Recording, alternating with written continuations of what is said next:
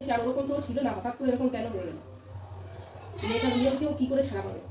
Hello বন্ধুরা, তোমরা সবাই কেমন আছো? আশা করি সকলেই ভালো আছো। আমার ইউটিউব চ্যানেল কোথায় কি এফসিতে সবাইকে স্বাগত জানিয়ে আজকে নতুন একটা ভিডিও নিয়ে এসেছি।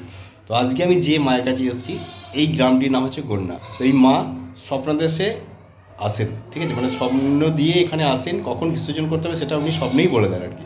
এবারে ভক্ত দেখেন, সমস্ত কিছু জানাবো এই ভিডিওতে। তোমরা ভিডিওটা সম্পূর্ণ দেখবে। আর চ্যানেলটিতে যারা নতুন আছে অবশ্যই কিন্তু সাবস্ক্রাইব করে পাশে থাকা নোটিফিকেশান বেল আইকনটিকে প্রেস করে রাখবে। তাহলে যখনই এরকম নতুন নতুন ভিডিও আসবে সবার আগে তোমরা পেয়ে যাবে। তাহলে চলো ভিডিওটা শুরু করছি।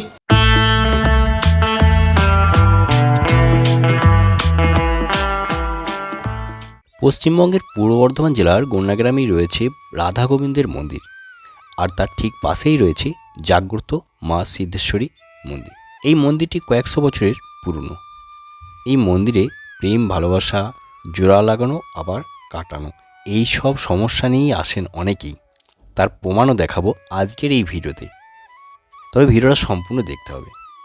আর এই মা স্বপ্ন দিয়েই তিনি বিসর্জন নেন। উনি স্বপ্নে আসেন 12 বছর পর কি 13 বছর পর। উনি স্বপ্নে বলে দেন কবে বিসর্জন হবে। তো চলো ওনার মুখ থেকে সমস্ত কিছু জেনে নেবো।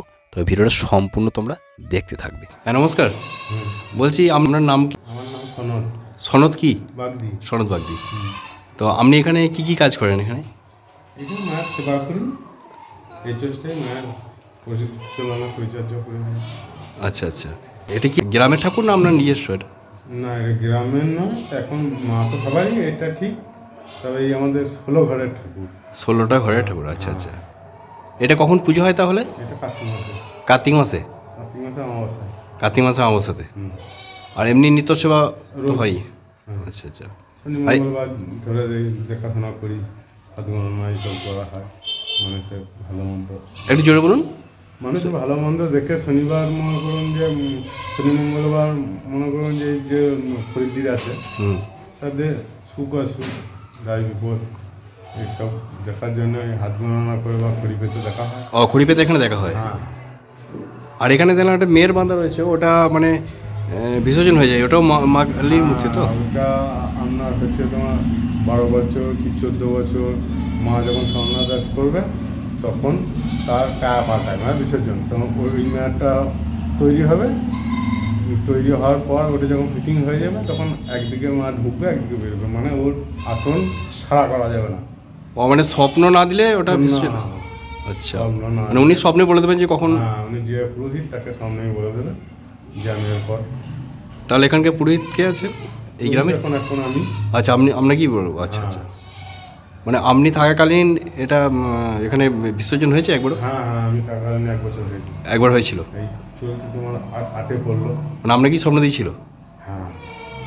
আর এখানে কি কি বার খোলা থাকে মন্দির? মন্দির প্রত্যেক দিন। প্রত্যেক দিন খোলা থাকে? প্রত্যেক দিন নিত্য সেবা দুবেলা। দুবেলাই হয়? দুবেলা, সন্ধ্যে শীতল, দুপুরে তোমার পুজো। শনিবার মঙ্গলবার ভক্তরা বেশি আসে? শনিবার মঙ্গলবার ভক্তরা বেশি আসে। আর অন্য দিনে আসলে দেখেন তো আপনি? হ্যাঁ হ্যাঁ হ্যাঁ। তাহলে কটা থেকে খোলেন আপনি? আমি 11টা থেকে। 11টা থেকেই খোলেন। আর এমনি কি কি কাজ করেন মোটামুটি?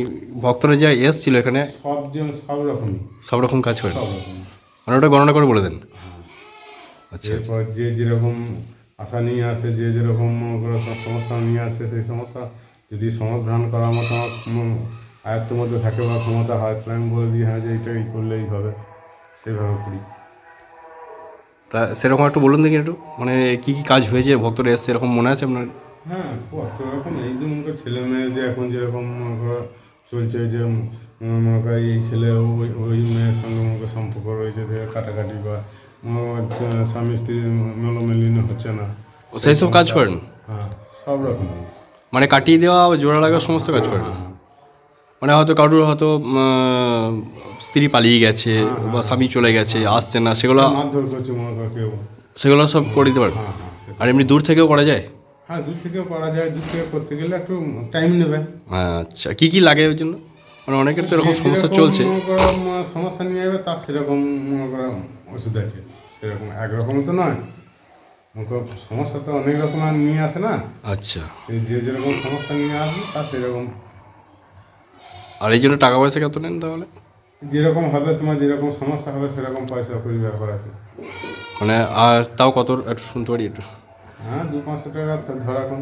আচ্ছা 200-500-র মধ্যে কাজ হয়ে যাবে, হ্যাঁ মানে গ্যারান্টি তো হবেই। হ্যাঁ, এরকম মনে করো তোমার যদি ঘরে কোনো সমস্যা, ঘরে মনে করো কোনো দেখা যাচ্ছে যে পড়াটা মনে করো করোনা আপনার যে মনে করো ঘুরতে যেতে যাওয়া যন্ত্রণা করছে না, সেসব ক্ষেত্রে হলো 3-3.5 টাকা করে লাগবে, সেগুলো হয়ে যায়।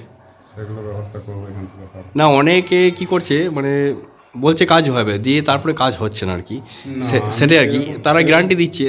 সেরকম ভেবে আমার যদি সমস্যা কুলোই বা আমি যদি এটা করতে পারবো বলবো তবেই তোমাকে বলবো, না বলবো না তোমার কাছে আমি পয়সা নেবো না। ঠিক সেটাই আর কি, যে হয়তো বললেন যে হয়তো কাজ হয়ে যাবে দিয়ে দেখা গেলো টাকা নিলেন, সেও তো বেচারি আসছে না দূর থেকে, এটা বুঝতে হবে। ওইটাই হচ্ছে ব্যাপার, আমি ওইটাই বলে দিই মানুষকে, যদি দেখো আমি যদি এটা আমার দ্বারা হয় তবে আমি তোমাকে বলবো যে না এটা হবে, আর যদি আমার দ্বারা না হয় তখন আমি বলে দেবো না গো আমার দ্বারা হচ্ছে না। এইটাই হচ্ছে ব্যাপার। আচ্ছা এই মাকে আপনি তাহলে কীভাবে পেয়েছিলেন? এই মাকে বলতে গেলে পেয়েছিলাম বলতে যে এই যে কতদিনকার পূর্বপুরুষের ঠাকুর তার কোনো ঠিক ঠিকানা নাই। আচ্ছা তখন তো মনে করো নিয়ে আসতো, তখন তো মনে করো আমার 16 ঘরে ছিল, মনে করো তারা খুব অভাব অনটনের মধ্যে নিয়ে এসেছে, আজ এই জায়গায় এসে পৌঁছাচ্ছে সব মায়ের ইচ্ছাতে। আচ্ছা হ্যাঁ, এখানে তো মানে দেয়ালে দেখছি অনেক লোকের নাম রয়েছে, তারা হয়তো দান টান করেছে নাকি? অনেক দূর দূরত্ব থেকে। হ্যাঁ। তো এখানকার এই রাজবান থেকে বোধহয় আলমারিটা দিয়েছে এরকম আর কি। রাজবান, কলকাতা, দুর্গাপুর এই ধার দিয়ে কোথাও না থাকা নয় মায়ের খরিদ দিয়ে। আচ্ছা নিশ্চয়ই কাজ হয় তাই আসে। আশা করি না কাজ হলে তো আসবে। অবশ্যই।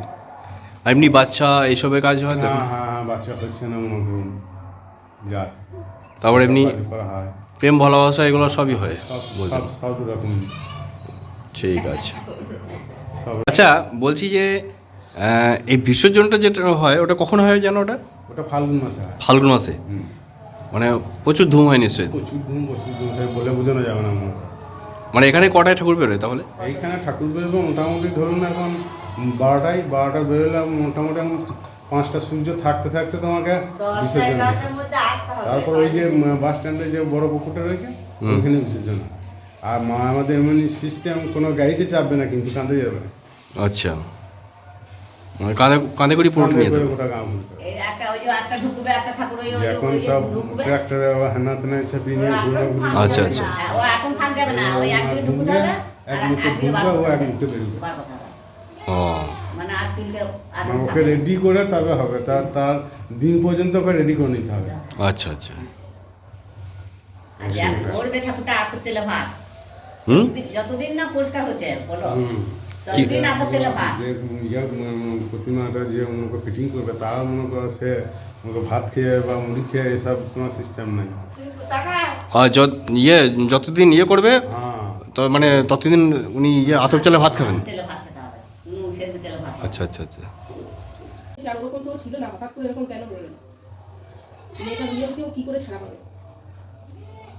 তো বন্ধুরা, তোমাদেরকে এতক্ষণ যে ব্যক্তির কথা শোনালাম, উনি এসেছিলেন, ওনার একটি সন্তান আছে, সেই সন্তানটি একটি মেয়েকে ভালোবাসে, তো সেটাকে কাটানোর জন্য। হ্যাঁ, এই মায়ের মন্দির থেকেই সেসব করা হয়, কাটানো যায়, আবার সম্পর্ক জোড়া লাগানোও যায়। কারোর হয়তো স্ত্রী চলে গেছে, সেটাকে এনে দেওয়া যায়। তো এরকম অনেক কিছু কাজ উনি করেন। হ্যাঁ, উনি বলে দেন যে কাজটা হবে কি হবে না, যদি হয় তবেই টাকা নেন, আর না হলে টাকা পয়সা নেন না। সেটা ওনার মুখ থেকেই শুনেছো। তো যাই হোক, তোমাদেরকে একটা কথা বলবো, এই মন্দিরে যদি কখনো আসো তোমরা পার্সোনালভাবে এনাকে বলবে তোমাদের কথাটা। উনি যে কাজটা করাচ্ছেন, যে ভদ্রমহিলা এসেছিলেন, উনি কিন্তু গড় করে সব কিছু বলছিলেন। তো আমি ওনাকে বললাম যে দেখুন, আপনি তো সরল মনে বলে গেলেন, কিন্তু আপনি এগুলো কিছু দেখলেন না। কারণ আপনি যার ব্যাপারে বলছেন তারই গ্রামের লোক যদি চলে আসে তাহলে তো সে শুনবে। তো আমার বলাও যা, কিছুক্ষণ পরে ওই গ্রামেরই লোক, ভদ্রলোক চলে আসলেন। উনি তাকে চিনতেন। তো উনি আমার দিকে তাকে একবার হাসলেন। উনি বুঝে গেছিলেন ব্যাপারটা, যে আমি কথাটা ঠিক বলেছিলাম। তো তোমাদেরকে এটাই বলবো যে তোমরা যদি আসো, তোমরা পার্সোনালভাবে আসবে। আর কি কি কাজ করা হয় সেটা শুনেছো। এর জন্য উনি কত টাকা নেন? হ্যাঁ, উনি বিশেষ কিছু টাকা পয়সা নেন না, যেটা প্রয়োজন সেটা নেন। কাজ হলে টাকা নেবে, আর না হলে টাকা উনি নেন না। আর উনি বলেও দেন যে আমার দ্বারা এই কাজটা হবে না। এবার বলি, তোমরা এই গ্রামটিতে কীভাবে আসবে। এই গ্রামটি হচ্ছে ঘুষকরার কাছাকাছি। ঘুষকরা থেকে 6 থেকে 7 কিলোমিটার দূরত্ব হচ্ছে গন্না গ্রাম। যদি তোমরা বাসে আসো তাহলে তোমাদেরকে বাস ধরতে হবে, যেটা আনন্দবাজার, অভিরামপুর, মানকর, বুদবুদ, পানাগড় যে বাসগুলো যায় সেই বাসে চাপতে হবে। গন্যা বাস স্টপে নামতে হবে। আবার তোমরা যদি ট্রেনে আসো, ট্রেনে আসলে ট্রেন থেকে নামবে, 1 নম্বর প্ল্যাটফর্ম দিয়ে বেরিয়ে এসে রেল লাইনের এপারে চলে আসবে। রানিং টোটো ধরার চেষ্টা করবে। স্ট্যান্ড থেকে যদি টোটো ধরো তাহলে টাকাটা বেশি নেবে। ওখান থেকে রানিং টোটো ধরবে, বলবে গন্যা যাবো, তো কত ভাড়া নেবেন? 20 টাকা কি 15 টাকা, কেউ 10 টাকাও নেয়, তবে 20-15 টাকাই নেবে। কারণ হচ্ছে বাস স্টপে যদি নামো হয়তো 10-15 টাকার মধ্যে নিয়ে যেতে পারে, আর ভেতরে গেলে 20 টাকা নেবে। তো একদম মন্দিরে চলে যাবে। ওই বাস স্টপ থেকে তোমার যখনই গ্রামের রাস্তাটা ঢুকবে, তো ওখান থেকেই মন্দিরের চূড়াটা দেখা যায়, খুবই কাছে। আর যদি তোমরা অন্য সাইড থেকে, মুর্শিদাবাদ সাইড থেকে আসো, ঘুসকারা থেকে নামবে। আসানসোলের দিক থেকে যদি আসো, বাসেও আসা যায়, একদম ঘুসকারা বাস ধরে গন্যা বাস স্টপে নামতে হবে। তো আমি ডেসক্রিপশন বক্সে তবু দিয়ে দেবো। আর যদি তোমরা বুঝতে না পারো তাহলে রাত্রি 8টার লাইভটা ফলো করবে, আমি বুঝিয়ে তোমাদেরকে বলে দেবো। আর ওনার মুখ থেকেও একবার শুনে নিই যে এখানকার ঠিকানাটা কী আছে। তাহলে চলো ওনার কাছ থেকে জেনে নিচ্ছি। আর এখানে কাছাকাছি স্টেশন কোথায় আছে? রেল স্টেশন না bus station? Station, rail station. Rail station Guskara, Guskara থেকে ক কিলোমিটার এটা? এটা 6 কিলোমিটার। 6 কিলোমিটার। তার মানে ঘুসকরা থেকে আসলে বলতে হবে গন্যা যাবো, গন্যা। না যাবো, হ্যাঁ। টোটো ভাড়া কত নেয় এটা? টোটো ভাড়া ওখানে লাইন টোটো দিয়ে চলে 10 টাকা নেবে। আর আচ্ছা। যদি স্টেশনে তুমি টোটো করে আসতে তাহলে তোমার মোটামুটি 50 টাকা নেবে।